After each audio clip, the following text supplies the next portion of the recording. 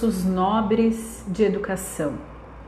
Que recursos esses eu estou falando? Você ainda utiliza castigos, punições, agressões físicas? Você deixa de falar com a sua criança? Você fala palavras duras?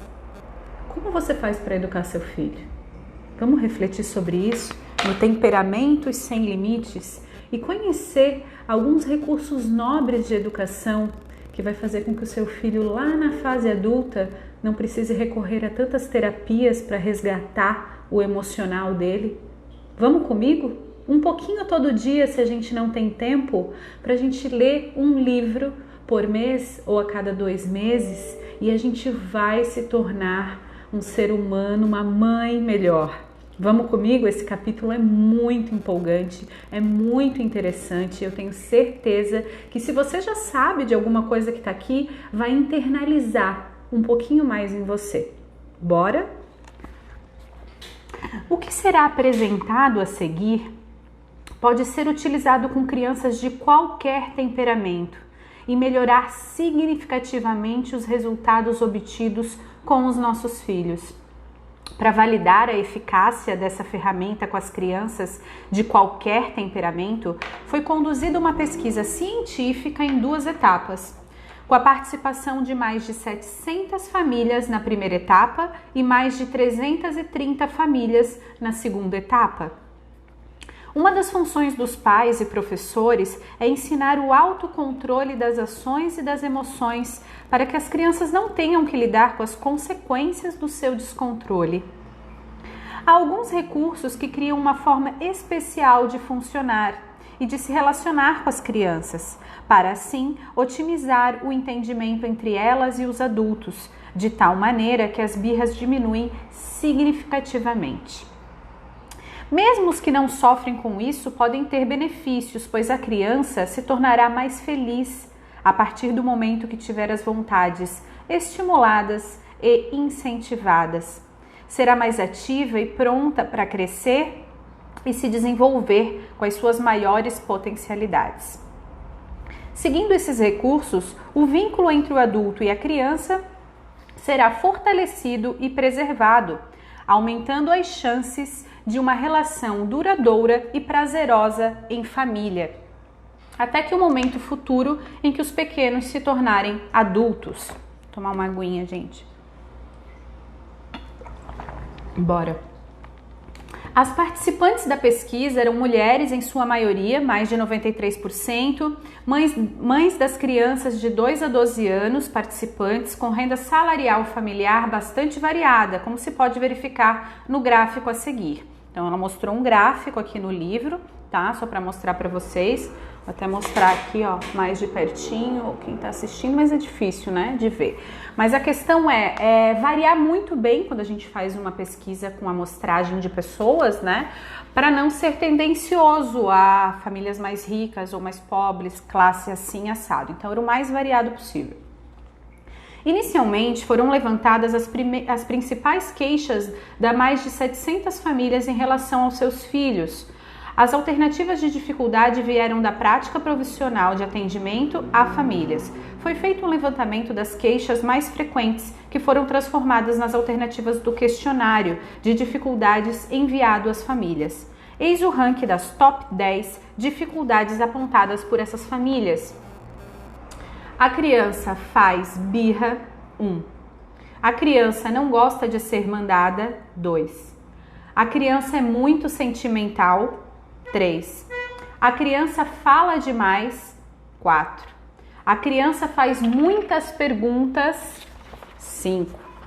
A criança quer dar sempre a última palavra, 6. A criança é muito brava, 7. A criança é mais agitada que o desejado, 8. A criança tem dificuldade de se concentrar por ser agitado, 9. E a última é agressiva no falar ou no agir. Iniciarei aqui um discorrer analítico e crítico sobre os dados levantados na pesquisa. Peço perdão aos profissionais acadêmicos, aos quais devo tanto pelos conhecimentos que fazem hoje total diferença na minha vida, mas não serei acadêmica, tampouco imparcial. eu farei uma análise cheia de opiniões, conclusões, opiniões próprias da autora Isa Minatel, pois são essencialmente importantes para despertar reflexões e mudanças. Também quero pedir perdão aos participantes da pesquisa, que tão gentilmente contribuíram para a construção deste livro. Vocês foram as cobaias que humildemente estou utilizando para evidenciar feridas sociais sobre a nossa forma e a da nossa sociedade de ver e de lidar com as crianças. Haverá críticas sobre as suas respostas com análises duras e pesadas. Por favor, não leve para o pessoal. Perdoem de novo essa pesquisadora não muito acadêmica, mas muito empenhada em mudar o mundo. E acreditem na enorme... chega a lacrimejar aqui. A emoção, né? De a gente querer mudar o mundo de alguma forma. E acreditem na enorme contribuição que tiveram ao evidenciar essas oportunidades de melhorias para todos nós no papel de pais e mães. Tendo registrado as devidas considerações, eu vou seguir agora com o início das considerações sobre esses resultados do estudo. O problema mais apontado pelas mais de 700 famílias foi que a sua criança faz birra. Praticamente metade das famílias declarou passar por essa situação. Tendo já lido sobre a birra em capítulos anteriores, acredito que seu conceito deve estar diferente do senso comum em relação a isso. Mesmo assim, os recursos que a gente vai apresentar podem facilitar a conduzir essa manifestação de emoção, que a gente chama de birra, por parte de um ser imaturo, que é a criança. O segundo lugar entre os problemas enfrentados pelas famílias em relação às crianças está no fato de a criança não gostar de ser mandada. Perceba como é interessante, não apenas o ranking das dificuldades, mas também o fato de nós, pais, considerarmos esses comportamentos como problemas. Para quase metade das famílias pesquisadas, não gostar de ser mandado parece como uma dificuldade assinalada e vivenciada com seus filhos. Talvez devêssemos repensar sobre esse modelo de dominação que nos assola até hoje na educação dos filhos. Por que nós adultos almejamos mandar e sermos obedecidos pela criança o tempo todo? Por que a gente não pensa em ensinar a se mandar, ou seja, a desenvolver a sua autoliderança? Por que queremos que as crianças sejam obedientes quando pequenas e se transformem em grandes líderes lá no futuro? Sem entender que é justamente na infância que se consolidam as bases das características fundamentais da liderança na personalidade humana. Em terceiro lugar, entre as dificuldades mais citadas, ficou a queixa de que a criança é muito sentimental. Vale muito refletir sobre o que esse dado pode evidenciar sobre a gente, enquanto sociedade, para considerar dificuldade o fato de uma criança ser sensível. É uma dificuldade ela ser sensível ou é a nossa insensibilidade e falta de empatia e recurso o grande e verdadeiro problema? Como nos preparamos para educar a emoção dos nossos filhos?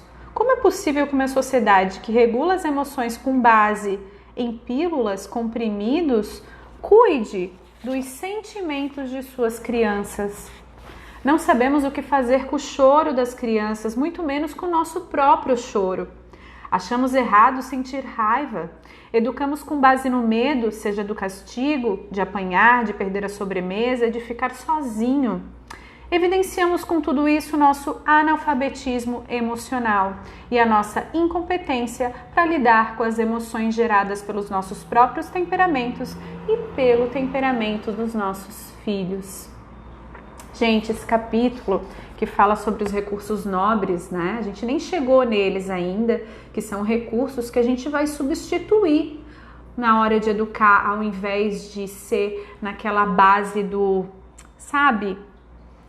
Aquela base que a gente aprendeu desde criança com os nossos pais, né? Ou é assim e pronto. Vai perder isso se você fizer isso. Às vezes coisas que não estão nem relacionadas, né? Você perde o que você mais gosta por ter feito algo que você não tem nem controle de fazer direito, até pela idade, pela fase. Esse capítulo é um capítulo, como eu falei, longo. A gente vai continuar ele no nosso áudio de amanhã, tá? E essa forma da Isa Minatel colocar aqui os problemas que os pais apontaram, como ela disse, não é para criticar. Realmente Isso, até eu que estudo há muito tempo criança e convivo com criança, me vem esse pensamento, né? Porque realmente é tenso às vezes, quando a gente tá com a criança ali e a gente precisa fazer alguma coisa, e a gente precisa sair, a gente tá com pressa e a gente, sabe? Então a gente acaba automaticamente, se a gente não pensa, usando recursos que foi passado pra gente. E a ideia aqui no nosso audiobook, nos nossos encontros, é a gente internalizar novos recursos, novas formas. Como internalizar? Entendendo o conceito, entendendo o porquê, entendendo como funciona, o neuro, aqui, nossa cabecinha, como que funciona? Bom, gente, como eu falei, eu sou formada em psicologia positiva, programação neurolinguística e uma eterna estudante da educação vive consciente. Estou aprendendo o tempo todo e tudo que eu falo e penso é embasado nessas técnicas, né? Nessas teorias, nesses estudos. Então, se você quer fazer parte do meu grupo do Mãe Terapia, tá? Se inscreve. Tá bom? O nosso grupo tá formado, mas a gente recebe novos integrantes, tá bom? 2 encontros por mês a gente faz presencialmente, online, ao vivo, quer dizer, não é presencialmente, mas para mim é como se fosse, né? E se inscreve no link da bio ou na descrição desse vídeo, tá bom? Pra gente se encontrar, conversar, todos esses encontros ficam gravados na plataforma, tá bom? É um cuidado que você vai ter, um novo olhar na maternidade. Espero que você tenha curtido e a gente se vê amanhã. Tchau!